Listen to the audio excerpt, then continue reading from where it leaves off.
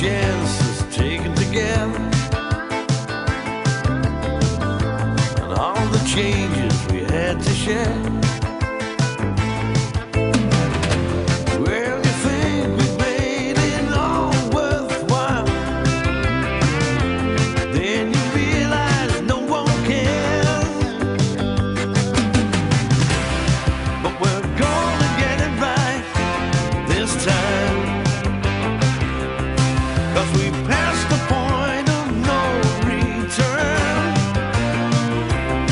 and we're never gonna go down that road again.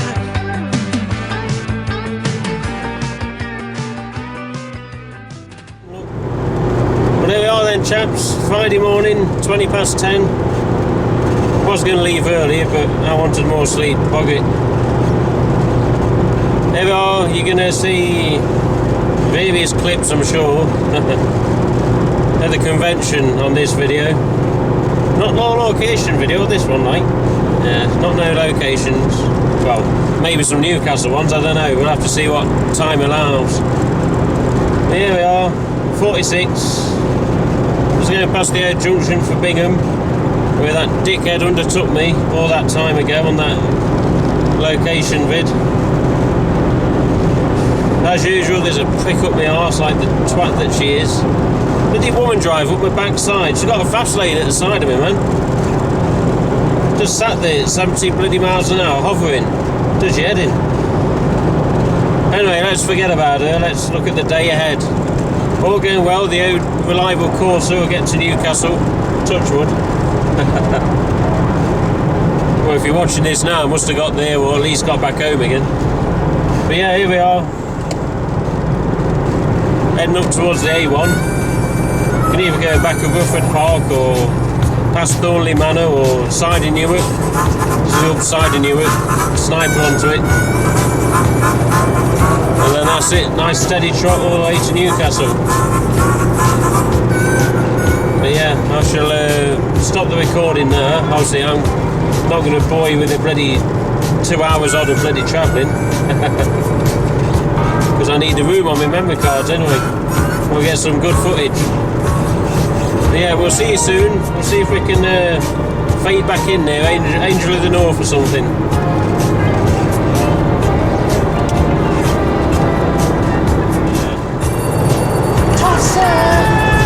There you go. Right on lane, toss the pulling over there. About 20 minutes it was in the goddamn fast lane. Just hogging the shit out of it, he really was. Just sat there hovering. And then as he hovered into 15 minutes into that 20 minutes, a highways maintenance thing pulled up behind. And I think, I don't know, must have alerted him or something. Pull over, mate. This camera's got a right shake on. Bloody rough roads. It's not just my car.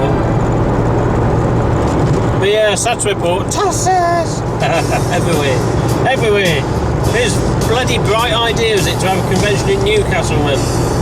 Nottingham's more Auf Wiedersehen. They are, look at this lorry, look.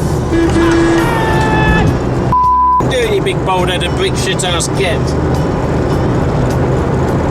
Anyhow, whose idea is it to have a convention in Newcastle, eh? I'm knackered, as Dennis would say, knackered. How long we got left? 92 miles out of 160 something. We've not done bad, but fucking hell. We'll get. Next time, do it in bloody Nottingham, for God's sake. Starting to get near Newcastle, about, I don't know, 28 miles to go, something like that. Coming up here, it says Newcastle 31. Yeah, that's right, I'm getting near. You carry on a bit more, you get to another side. Newcastle 31. What's the beef here? You are, it's 31 miles back, 5 miles back. Yeah. So I don't know what's up with these road signs. But say there's two road signs saying Newcastle 31 within a good space of each other. It does make me wonder. I was like, 31 miles. Plodded on about another 10 minutes. 31 miles. Like, what? It's just not right, you know what I mean? Giving you bloody false hope on the way up, man. Look at that camera shaking. You got a camera shake, lad, you alright? I'm going to switch off again in a second. I just want to get past another sign with the miles on. Just so we can show you how close we are.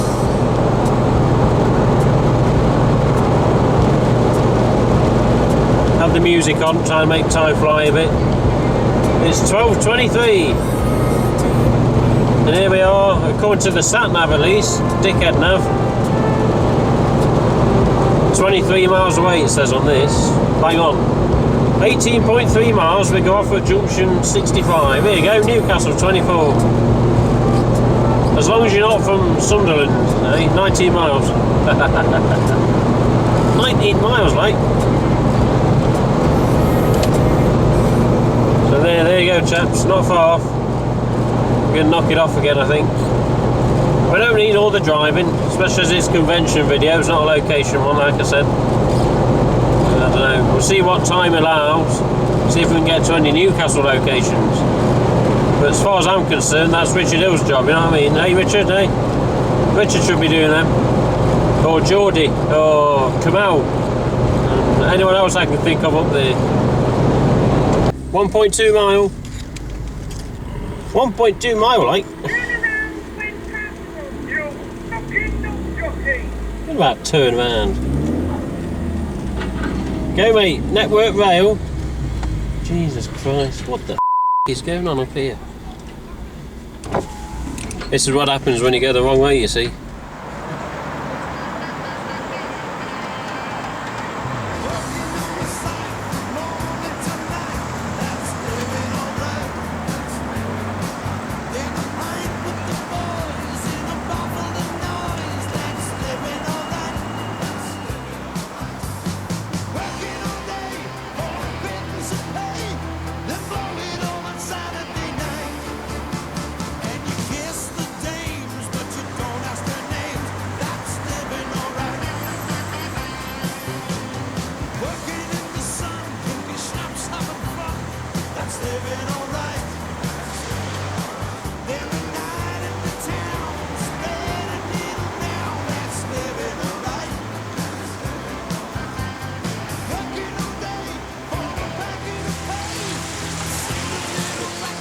Hilton lobby, this is Hedley Irwin on the forum.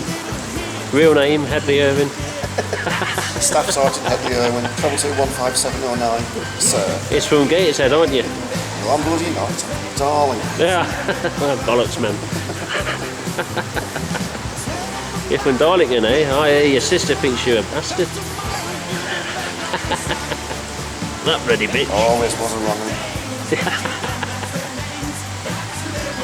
We're going to have to get New Zealand on later, aren't we? This is Mick Dandy. Mr. Barrett. Excuse me, sir. There we go. Shall I let it dab it out? Hedley Irwin, man. Hedley's from Gateshead. I'm bloody not, darling. Si from the forum. Up the Tigers today. Up your what? Smash the Geordies. Yeah. Si sister, man.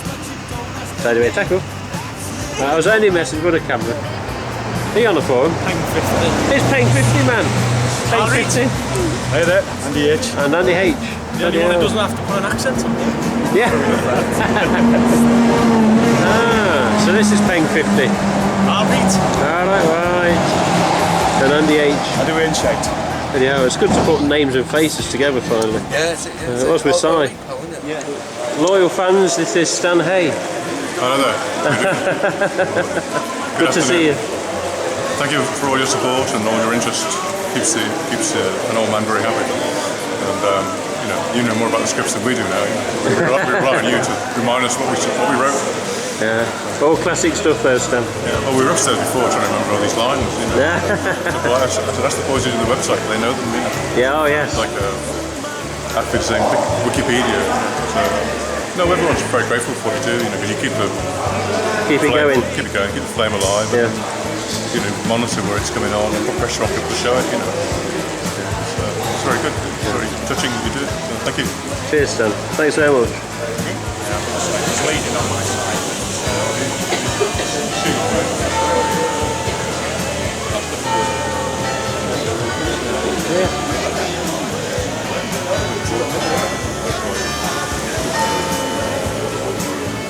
There he is. First time we got you. Big Dandy. Don't you dare. How wide's that after Sunday to go? You've been out buying some clobber then, eh? Some what? Some clobber Yeah, for the banquet. yeah, full 9 yards. Off of the trainers. Tell the camera you're on the forum. Breaking away. On the forum, yeah. That chap that posts a lot. Yeah, From New Zealand, not right? as much as Tracy. That's true. That's true. Well, that of course to Tim, he's a git, isn't it? That's Tossa. Shall I leave that in? What's that? Shall I leave that in? There's his, why not? there's his missus just there. She hates the programme. She don't want to. She doesn't. Misses away. All the on way from screen. New Zealand. No, just tell the camera how long that flight was. Just the original flight, yeah? Original flight, 11 to Hong Kong and 13 Hong Kong to London. With 3 hours in between. Now that's dedication. 3 hours in between. Jesus Christ. With 2 hours sleep. It's just not good, mate. Give us a wave. See you soon. We're here, as we know, for a very, very special occasion, a very, very special celebration of Auf Wiedersehen Pet 30th anniversary. The order of things this afternoon, in case you don't know, my name is Chris Phipps, and when I'm allowed to, I like to indulge my passion for media and music as a sort of self-taught historian. So I'm going to talk a little bit about why I think we like Auf Wiedersehen Pet so much. I mean, this is living proof. So many people packing this out and the other events all over this weekend here in Newcastle. After I've done that, I'm going to announce your vote for the most popular episode ever of Auf Wiedersehen Pet. So have a good game at guessing which one it will be. After that's finished, there will be a 10-minute break, and then onto this stage will come, and I think this is unique, it's the only time this combination have ever appeared before or since. The guy who created Auf Wiedersehen Pet, Frank Rodham, honorary George is from Stockton, director Roger Bamford, who by my count directed about 15 or 16 of the episodes, certainly the first 2 series, and of course the inimitable Dick Clements and Ian Lefrenay, without whom really their words and their wit, plus of course one or two other script writers, we wouldn't have the series. So it's really the only time in a public situation these 4 guys have been on a stage. I'll have a chat with them for about 25-30 minutes, and then it's your turn. And we have roving mics in the audience. And I would just ask you one thing, because as you probably gather, we're all being filmed this afternoon. Everybody happy with that? Yes, nobody on the dodge or anything like that. We can't pixelate your faces out, sorry. You'll just have to put your poster that you bought for £3 up in front of you like that. If you are asking a question, please wait for the microphone to come up in front of you, because if you start talking before it reaches you with the camera, you'll basically look like an emancipated vampire. That's the only way I can describe. Okay, so here we are celebrating AWP, Auf Wiedersehen Pet.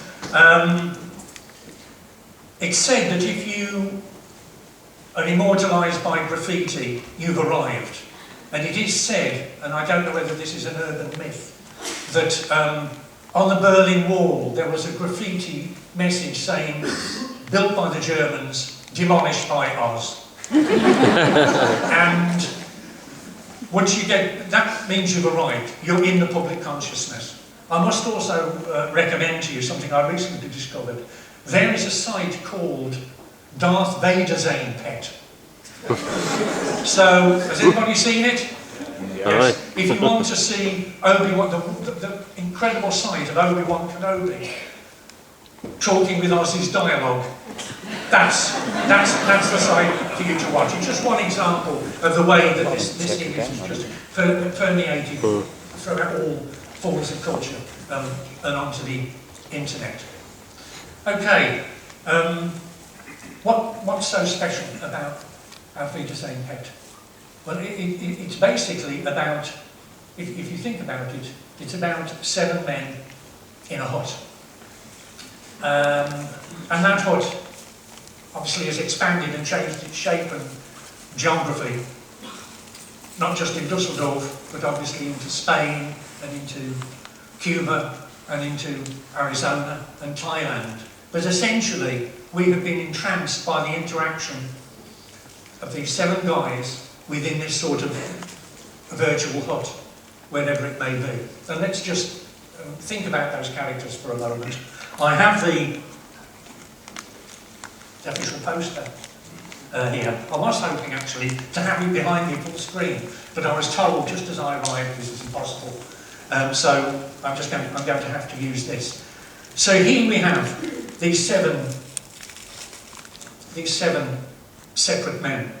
We have Dennis, world-weary, worldly wise, really the unofficial shop steward. We have Neville, nervous Neville, in the first series, newly married Neville, bitterly homesick, certainly learning that you don't go to tattoo parlours if you're not aware. And then of course we have Oz. J.B. Priestley, the curmudgeonly Bradford author, once described Gateshead, when he journeyed through England 80 years ago, as invented by man's worst enemy. And I think really that really fits initially, because of course we know it changes, and to a certain extent mellows and transmutes as the series develops. It applies really. But perversely, of course, I think it's fair to say that Oz is the most popular of all the characters. And then, of course, outside the Tyneside trio, we have these gentlemen. We have Moxie, permanent cold. Why he's an arsonist, I don't know, but I'm going to ask him to leave that. Something a bit mysterious, something a bit enigmatic about Moxie, I always think.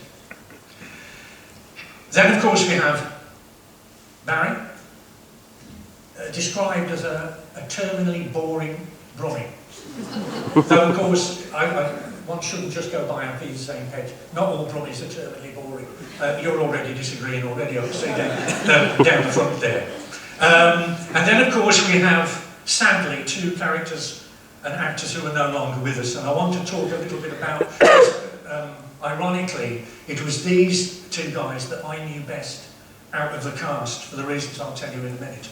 We have the ultimate down-to-earth, level-headed Bristolian bomber. And we have the chirpy cockney, the womaniser, Wayne the Womaniser, played by Gary Holden. Now, I knew these 2 guys well before I got involved with Auf Wiedersehen Pet. Pat Roach I knew as because he was, although he played a Bristolian, he was actually a Roy.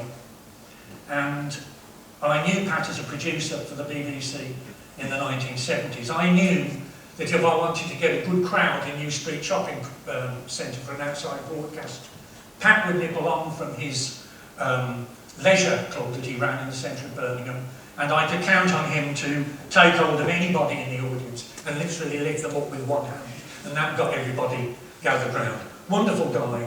He would regale me with stories of working with Steven Spielberg, working with Stanley Kubrick on The Duelists, nearly working on a film of Flash Gordon by Get Carter's director, Mike Hodges, but that didn't quite happen.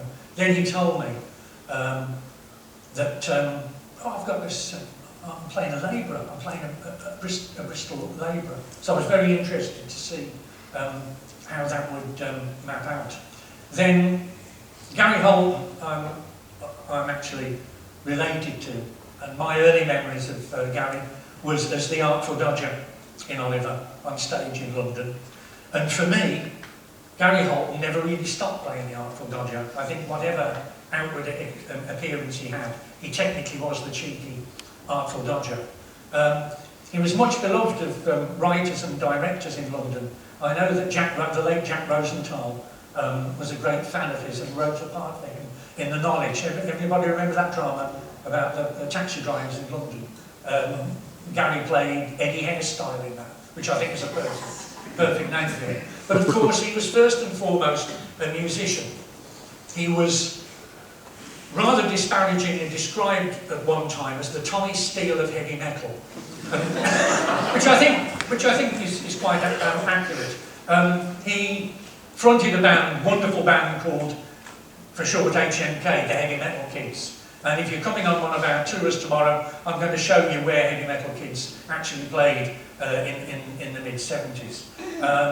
It's now admitted that Gary had more than a significant interest, significant influence on punk and punk appearance, though he was always just a bit too theatrical, obviously the way he brought up on the stage, to be hailed as a true dyed-in-the-blood punk. But he was a very, very influential performer.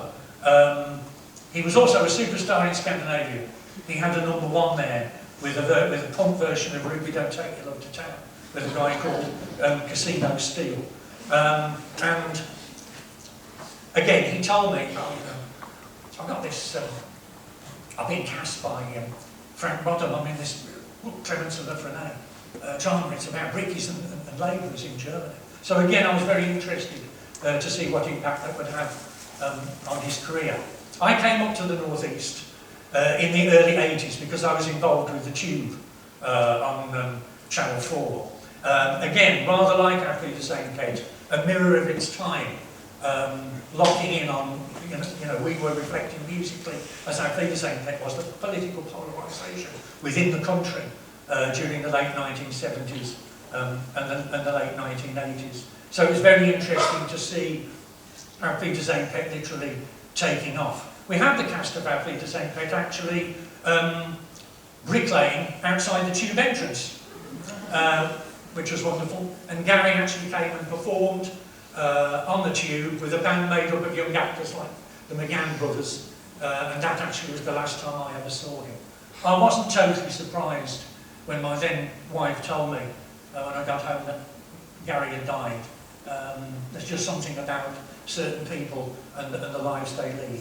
I often wonder what he would be doing now. He would have been 60 this year. And I think the irony is that he had actually found his niche as a great actor and was taken from us, as was Pat Roach, too early. Okay, that's a little bit about personal involvement. Why are we packing this place out? Why is everything sold out in terms of Auf Wiedersehen this weekend? This series, as we will find when we have the question and answer, this series literally came out of nowhere, and suddenly within 2 series it was commanding a 20 million audience, and it literally catapulted all of its cast. Many of them knew each other before, up on this circuit, knew each other as hard-working, jobbing actors going for one, catapulted them into total superstardom. So for me, and maybe for you, Auf Wiedersehen Pet, for me, is a genre-crossing television, because it's a way of us looking at coping with our society in a very difficult time. It's not totally comedy, it's not totally drama. Both of them inform what Auf Wiedersehen Pet is.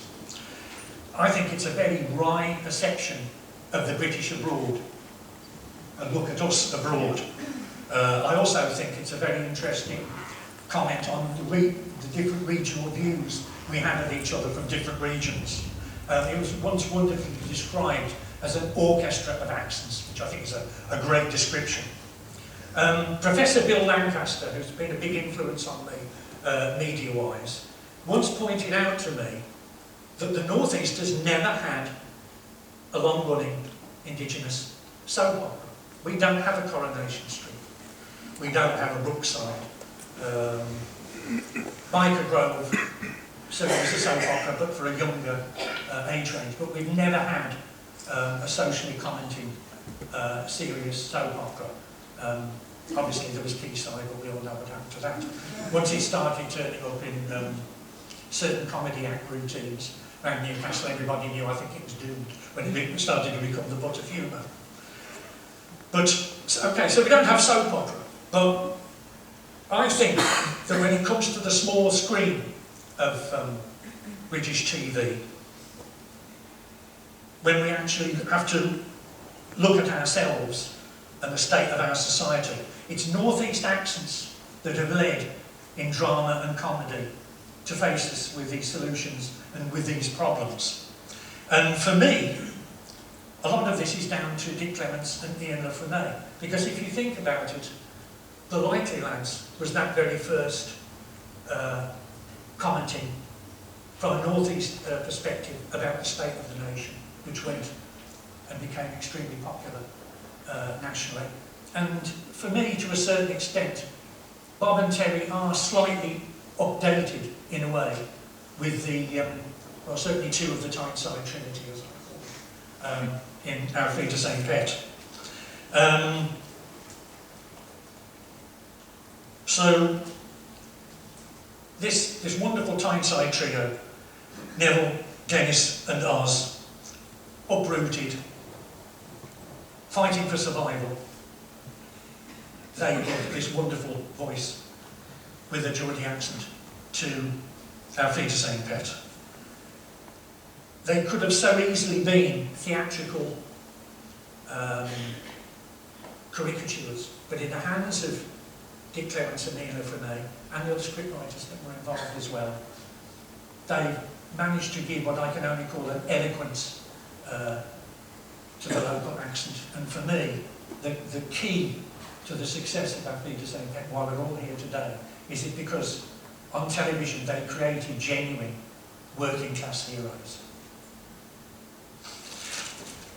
And now, without further ado, I'm going to announce, in true Dermot O'Leary style,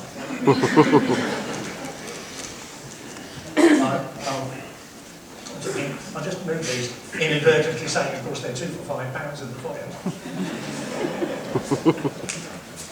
All right. Now,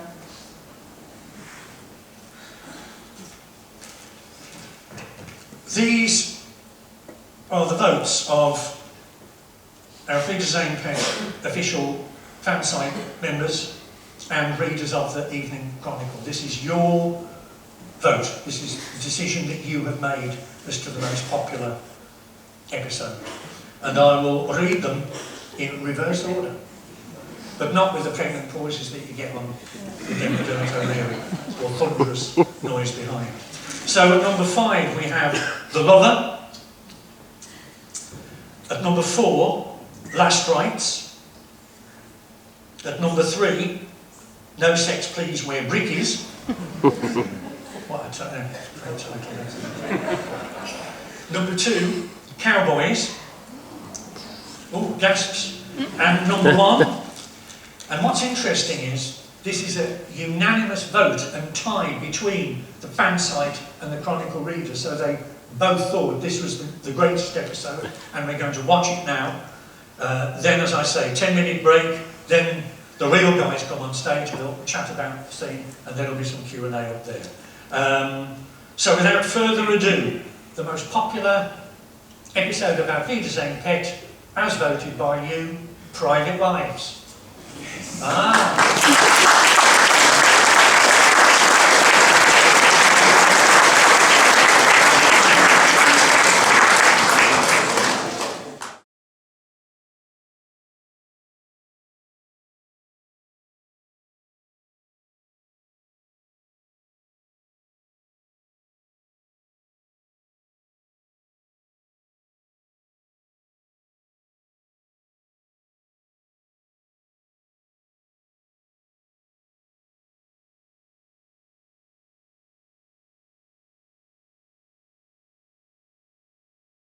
The fabulous four, we've got exactly a 5-minute break.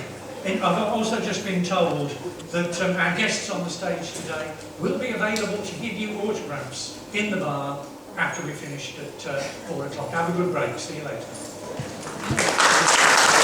The moment has arrived anyway. Without any further ado, four great creative forces, the creative forces behind Auf Wiedersehen Pet. First of all, Director Roger Bamford.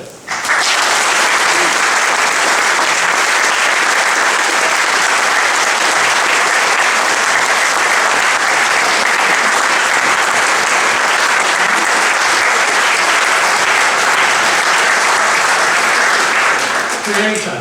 He also gave us Master Chef as well. And he stood at this neck of the woods, Stockton. Frank Rodham.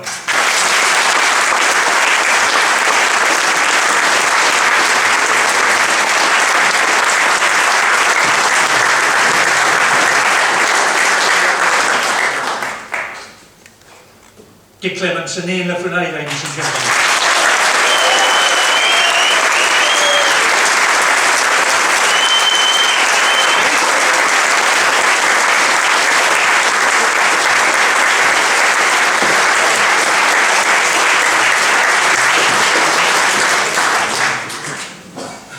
Newcastle fans here.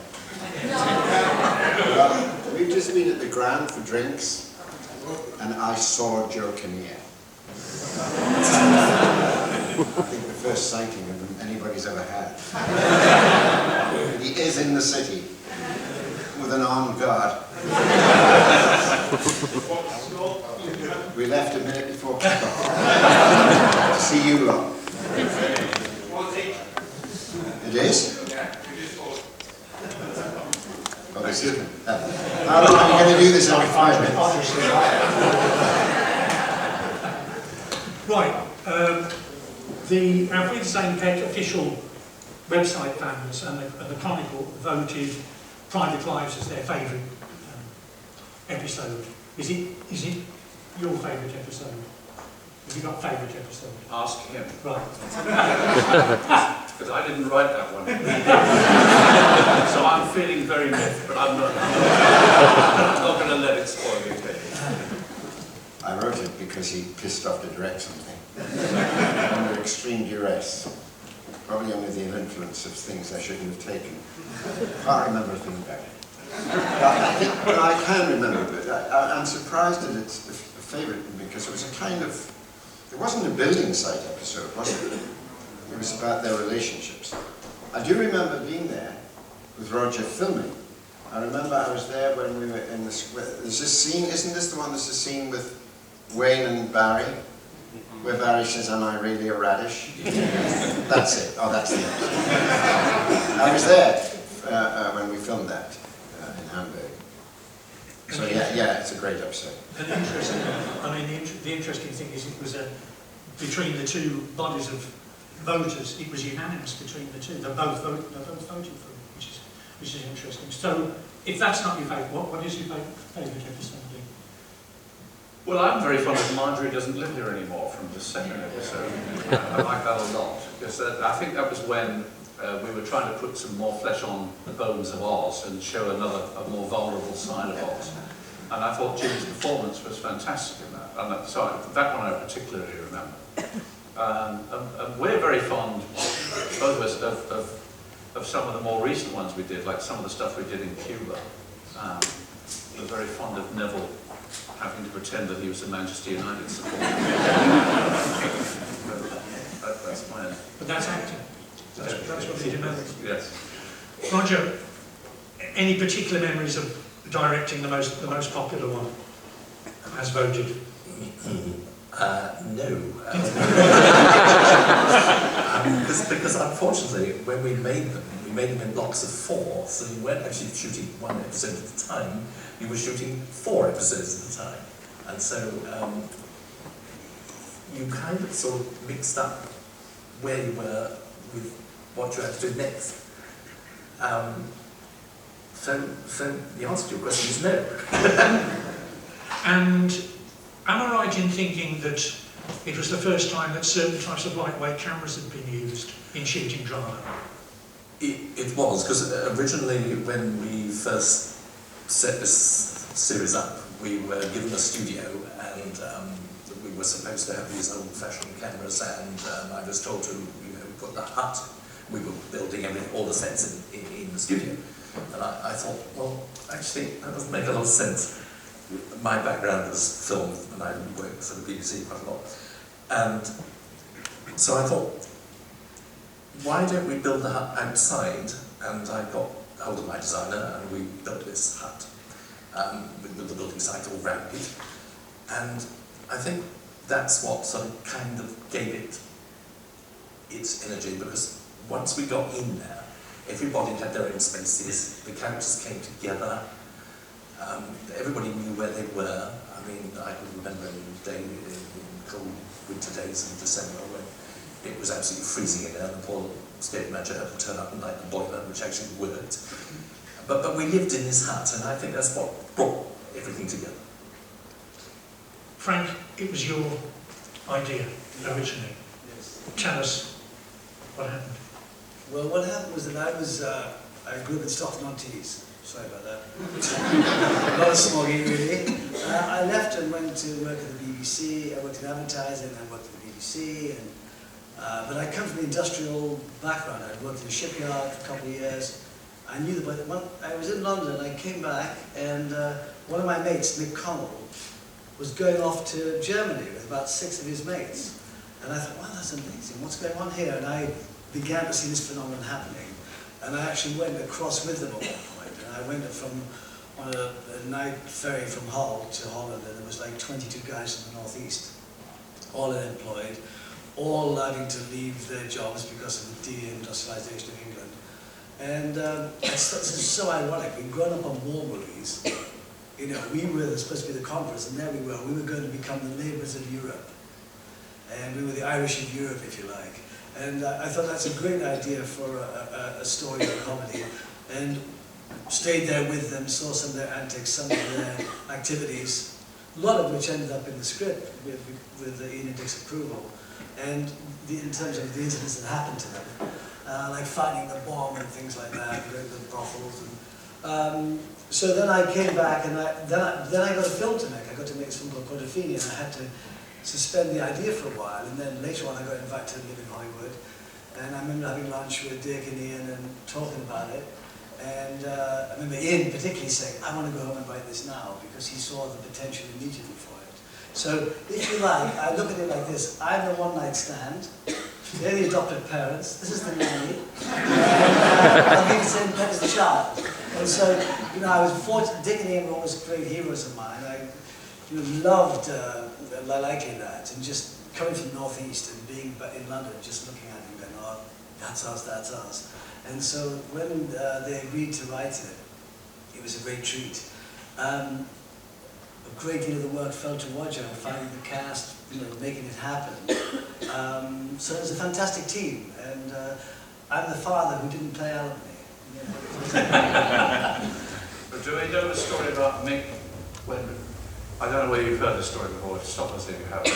Mick became our consultant, because we were living in California, so we were a long way away, and we didn't know a lot about the actual business of being a brickie in Germany or anywhere else for that matter.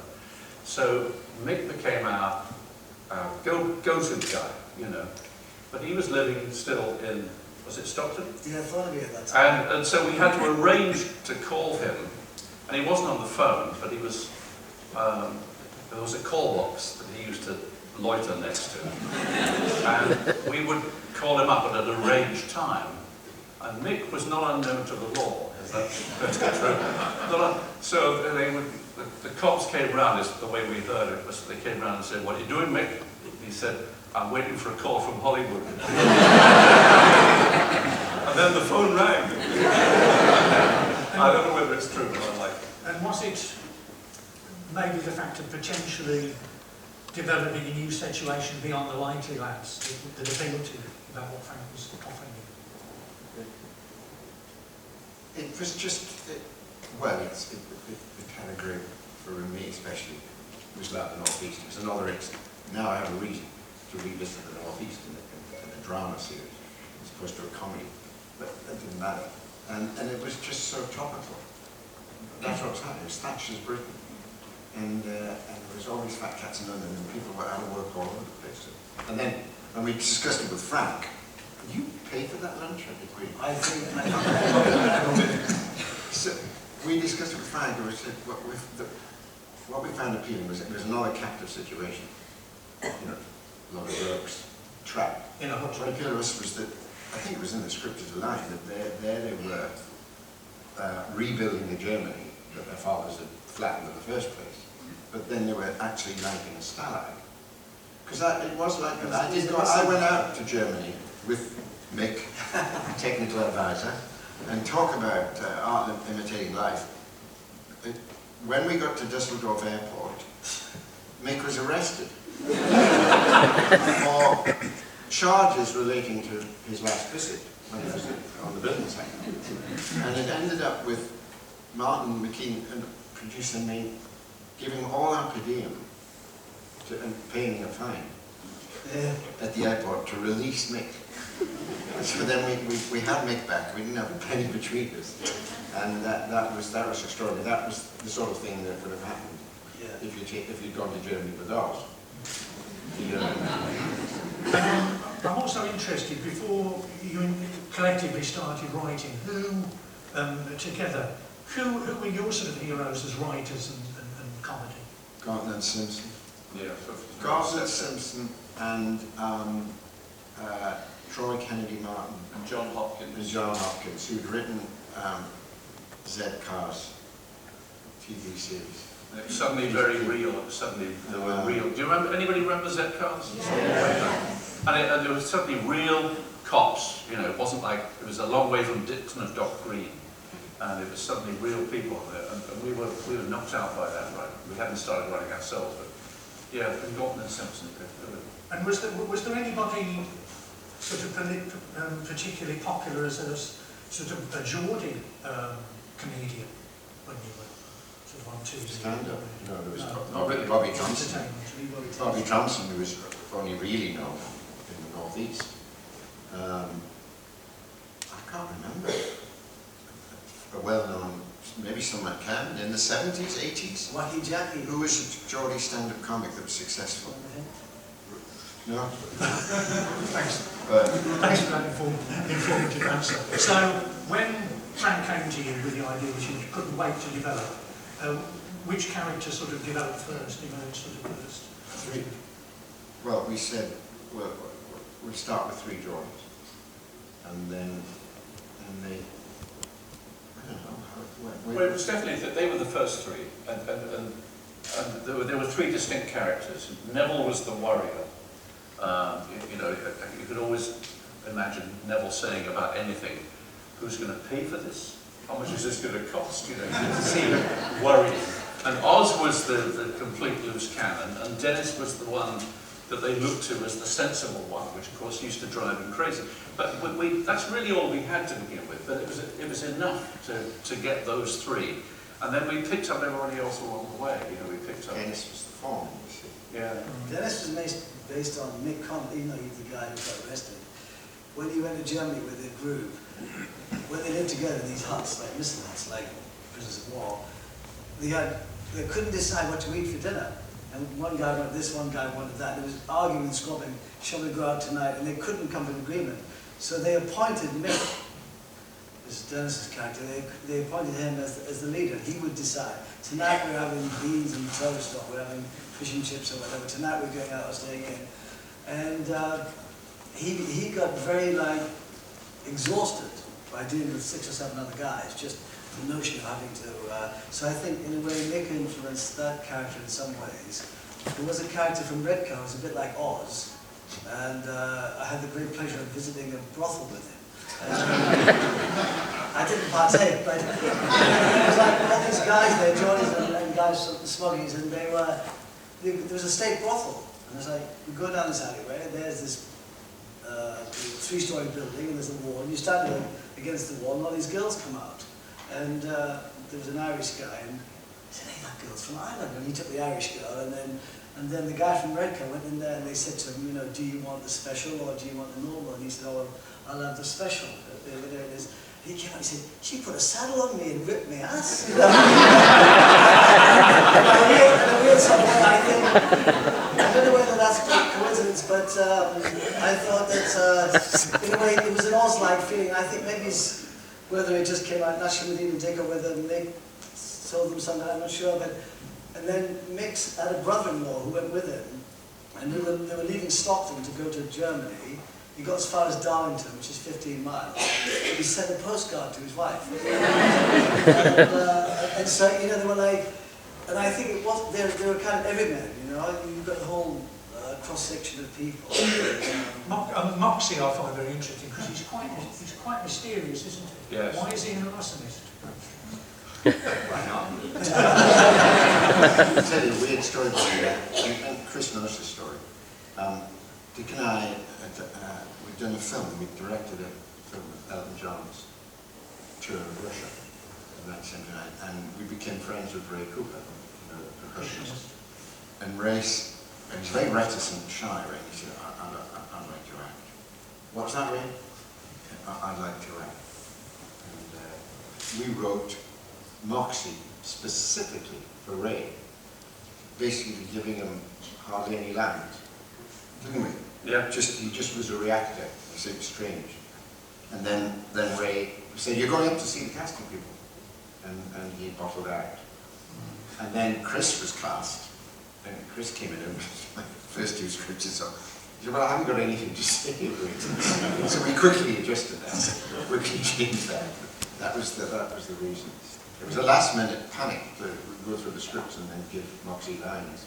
And of course, with the musical connection, Gary Holton had this background of heavy metal kids. I said earlier on before you came, he was once disparagingly referred to as the Tommy Steele of heavy metal, which a bit disparaging, but also a bit accurate.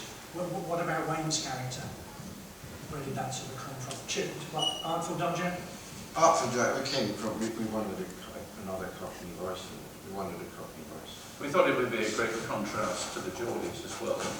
You needed, it's a bit like doing a platoon in an army film. You know, you had to have people from different places and then have them contrast. But the fact that Wayne was so flash contrasted with the others. There was one guy who was confident and felt that he could pull anything that moved, and so that was a great contrast. And particularly, and then Barry, you see, came in, and Barry had that lugubrious Birmingham accent, which Tim Spall came to hate, actually. He really hated that accent eventually. But what was interesting was when we came back to write the series after the long layoff, you know, we obviously scratched our heads and said, is this a good idea? But all those voices were still in our heads. We didn't have to reach for any of them. When you got 7 characters, but each of them had a really distinct voice. It's like an orchestra somehow, and they were all quite clear cut in our heads. I'll take credit for Gary. I went to a christening. A friend of mine whose son read it, so there were a few musos there. And actually, the christening was he and his wife and the baby, but they'd since separated. But they were friends, obviously. And she had a new boyfriend, and it was Gary. I looked across the room, and I rang him up next day. I said, "Found Wayne." Absolutely perfect. And when was the moment you found Oz? Oh, that's Roger. Well, yes, I came up from the first time here to Newcastle. You obviously can tell from my accent I'm not from anywhere around here. We spoke to the equity rep up here, which was a guy called Dave Holly. I don't know if anybody knew him. And I said, I want to see anybody who has an equity card. It doesn't matter whether they act or whatever, but in those days you had to have an equity card to appear on television. So we saw about 120 people over 3 days. There was the casting director, myself, and producer. And we sat in this room and we saw loads of people. And Ginny won't mind me telling the story. One of them was Ginny. Now, because we'd seen so many people, we took it in turns to interview. I was sitting on that end, actually, with Martin, the producer there, and the casting director here, and so the questions were coming from here, I was sitting over there, Jimmy was there. I made a fatal mistake of staring at him. You don't do that up here, apparently. I stared at him because A, I couldn't understand a word he said, and secondly, there was this aggression coming out, I mean, huge aggression. And I thought, Anyway, we staggered through this interview. He left us with a look as though I would die. And the casting director said, oh, thank heaven that's over. And I said, well, actually, hang on. I think he's probably the most interesting person we've met. I'd like to take him out of his environment, take him down to London. I'd like to screen test him and see if A, he can come, and B, if he can do anything. And so, oddly, he agreed to do that, and he came down, and I got hold of Dickie in, and we all met in London, and I think you gentlemen said yes. Well, you had a smile on your face when you said, there's somebody I wanted you to see. And you had a secret sort of smile that made us think that there was something going on here, you know. We walked in the room, and I saw him across the room, Jimmy, and I said to you, I said, oh, just let him be able to act just a bit, because he just looks dead right. And he was wonderful. The amazing thing was, there was a very telling moment that I wasn't at, but I heard about. Because, you know, Jimmy hadn't done a lot. He'd done a lot of things he shouldn't have done. He hadn't done a lot of acting. And there was a moment when he turned to Tim Spall, and he said something like, he said, I don't understand this. He said, I'm just being paid to be who I am. And Tim Spall said, you're home, Jim. And it was a really wonderful moment, because it was like Tim Spall, who obviously was an established actor, saying, don't think you're out there and you don't belong. You belong.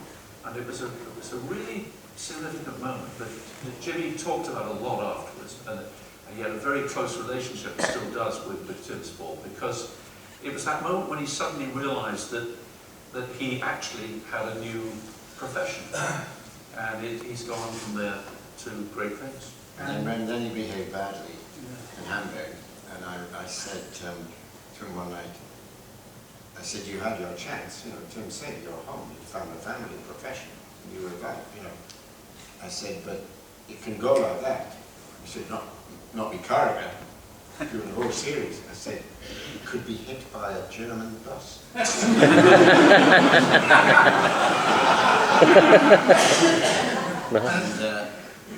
of course, as you said, Dick, it catapulted him into, as all of the cast. I mean, before we take a question from the floor, briefly, were you actually surprised by the way that this series took off?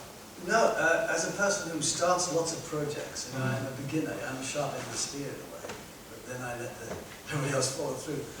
I'd worked with Tim Spall before, and Gary. I was thrilled that Roger and everybody decided to go with him.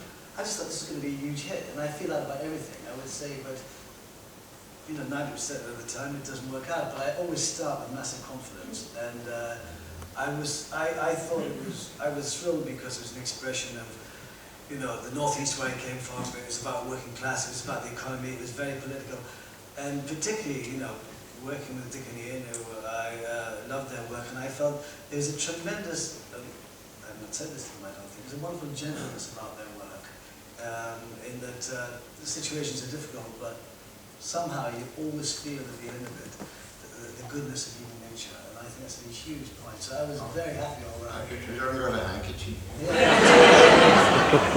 Roger? Were you surprised? Surprised? Are you clearly surprised? Still surprised. I drifted off there.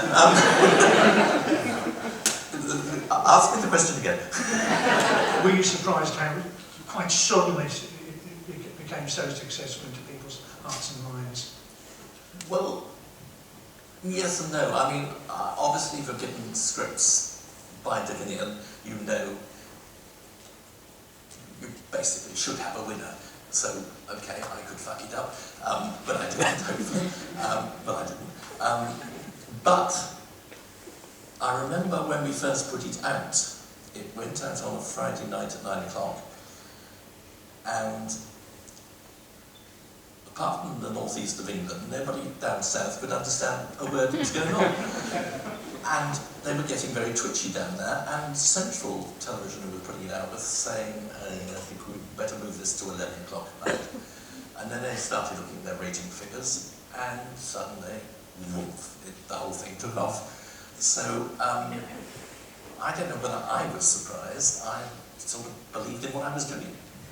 Well, I was surprised that when it was going out on Friday night, I was very angry. I was ringing up the station saying, you can't put this out on a Friday night. Working class people, ordinary people, working people go out on a Friday night. We have low figures. And then what happened, we found out that people were going to the pub and coming back early to watch the programme. And that's at that point we knew it was a big hit. And that happened. Well, remember to start telling about, remember, because Boys on the Black stuff, coincidentally, went out at the same time. Thank God. Otherwise we would have been accused of plagiarism all the other way around. And what was that? Well, was it a chant at the football ground? Yeah, the main character in that was called Yossa. And I think we found ourselves at a Liverpool Newcastle game, didn't we? And suddenly there was a chant going around saying, E-I-N-E-O, Oz is better than Yossa.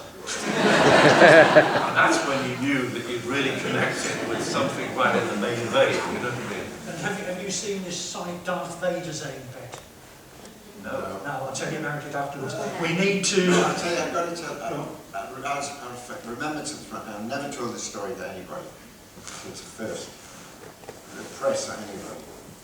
But it was just when you said about going to in the interests of research, the Reaper Bar. So, Gary Houghton, even in the first series, Gary had some problems. Yes. As we all know, Gary was a rock and roller and some drugs. So again, like I'd warned Jimmy about the bus, I was elected to talk to Gary. And we were all going to meet the others in that area and see it. And I said, so Gary and I said, let's go and just have a quiet drink first. So we went, and I said, look, this is empty. It wasn't a bar, it was a club. There was tables round, and there was a floor in the middle, and a trio. I said, this is perfect. There's no one but Gary and me. And obviously the prices were ridiculous. I think it was $100 for a bottle of terrible blue rum. Should have told us. So Gary and I are having this very serious talk about this and problems and about drugs. And because I knew his ex, his girlfriend, and we're serious. And then the trio started to play, and we thought, oh shit, well it's not too bad, it doesn't matter. Still good. And then a naked couple, came onto the floor and started to make love. During Gary and I's conversation. And it was like, what are they doing? And this was literally happened. One of the girl's legs, well, not one of the girls, the girl on my foot, and I kind of moved my foot irritably. And then Gary was watching, and then we turned back to each other and continued the conversation. It must have been terribly debilitating for this. Excuse me, fucking her off. They're not even looking at me. I actually do that until you was here. Right. We can take one question from stores and one from circles. So, yes, sir. No, hang on. Can you wait for the microphone? Thank you. I'd just like to say, first of all, thank you very much for bringing Auf Wiedersehen Pet to us. I think everyone in the room was thoroughly enjoying it.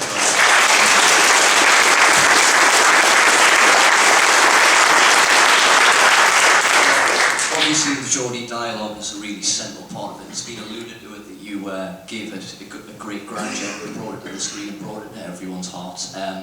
Personally, I'm a novelist, and I find it very hard to write the Geordie dialogue in written form.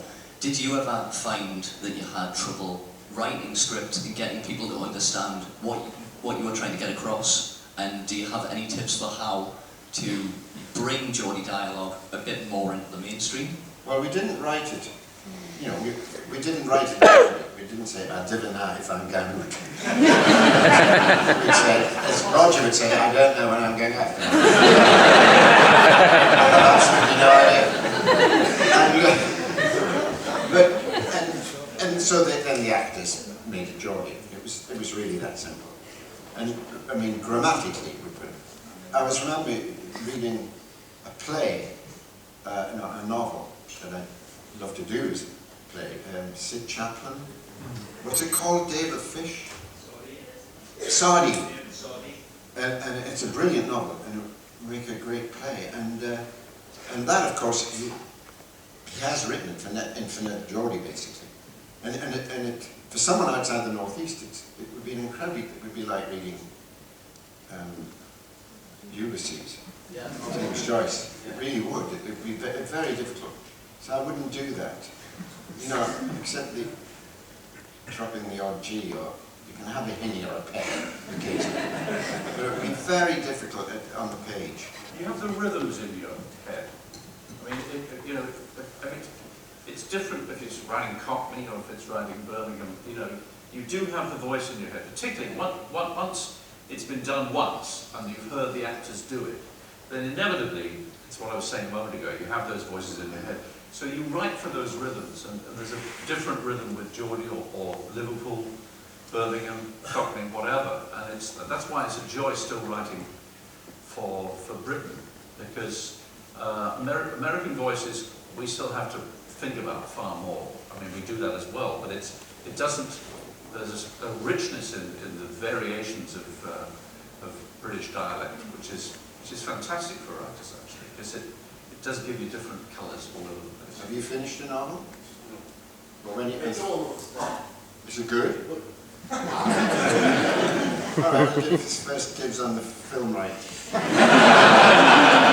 See your agent. See your agent. Okay, we'll take one more. Yes, gentleman at the back of the blue shirt. Wait for the mic, thanks. Hi guys, it's actually a question from Series 2 and your memories of working up at Beesthorpe Hall, aka Thornley Manor. My brother and I were fortunate enough to work up there for a weekend and stay there under the hospitality of Mrs. Matthews, who was the owner when you guys worked there. Lovely lady, very hospitable, and certainly made us feel more welcome than a fart in an astronaut suit. Thornley Manor from Series 2. And I just wondered if you could share with us a couple of your memories of working in the manor. Well, I don't think we were there, but some episodes in Series 2 were written by Stan Hay. Stan? Yeah. Where's Stan? Were you at Thornley Manor? Yeah. Was it nice? It was completely empty. And the design of the turrets and parapets on the back and extra chimneys. So it was a hotel, was it? Where you were staying? Yeah, but it was derelict inside. It's just all the grounds are wasted. No, Dick and I were never there. No, I was there. It was an empty manor house when we were there, and they just let us do what we wanted. So I'm afraid we used it as a film set, basically. I don't have any special memories about the house, no. I called it Gateshead Revisited, I'm sorry. Right, well, I've actually worked out, ladies and gentlemen, that if you take out collectively what these guys have directed, created and written, the only thing you're left with is one man and his dog.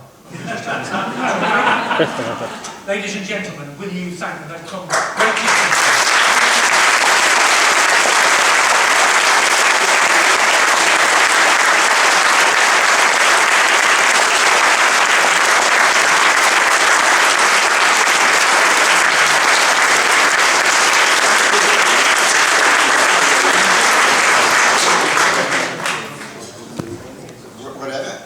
What's the score?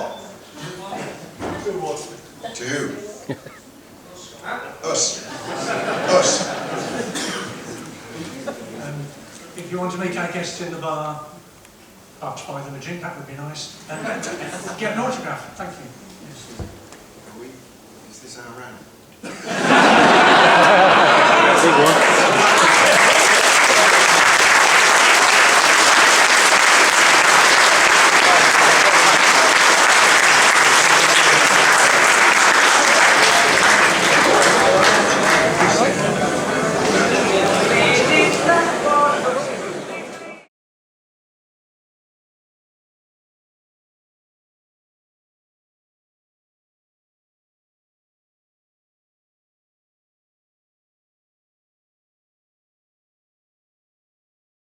Now this is the picture. You got that one set. This is the recreation. I've got a full blurb here. Basically, the basic of it is a signed recreation of the building site from Andy Patrick, signed by all the cast, crew, and the writers who are present. And it's produced by local Tyneside architect Andy Patrick, who's in the audience. This board illustrates a unique, never seen before planned layout of the Pico building site as featured in Series 1. And as most probably might know or not know, it's at the back lot of Elstree, where the East End set currently stands. This item, which is one of a strictly limited edition run of 50, also illustrates several key three-dimensional buildings of which are allowed to be seen. So there it is, really quite special, really quite unique, and it's, as I say, limited edition run of 50, signed by everybody, and it is here to sell. Now I can't say fairer than that.